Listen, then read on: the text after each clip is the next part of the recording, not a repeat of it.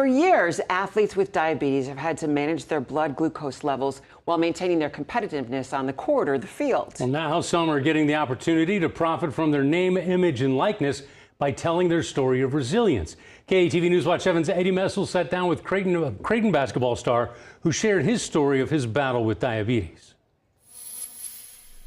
Most people know Isaac Trout for what he's done on the court. From his time in high school at Grand Island to now being a key piece for the Creighton Blue Jays this upcoming season. But what most people don't know is his battle off the court with type 1 diabetes. It's tough. It's a lot more than most people would think. I have to be very disciplined and kind of picky and choosy with what I eat, and sleep's a big factor in that. It's a battle that started for Trout 17 years ago at just the age of 4.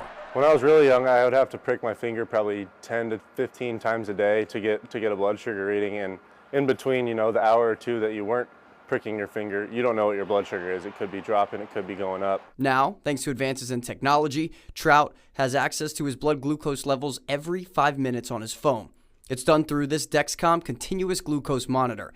A patch on his back communicates with his insulin pump. It's really advanced now, and it makes it a lot easier to be a type 1 diabetic playing basketball. I really can't imagine doing it without this technology. I feel like it'd be really difficult. It's not just technology that's changed, but the landscape of college athletics as well. Trout is now part of the only NIL program dedicated to athletes battling diabetes, called Dexcom U.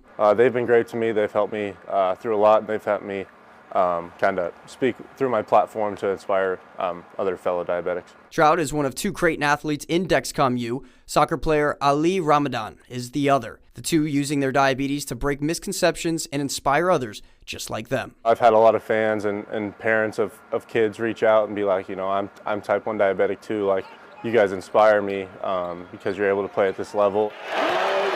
That part's my favorite part, is to kind of inspire the other people that battle type 1 diabetes. In Omaha, Eddie Messel, KATV News Watch 7.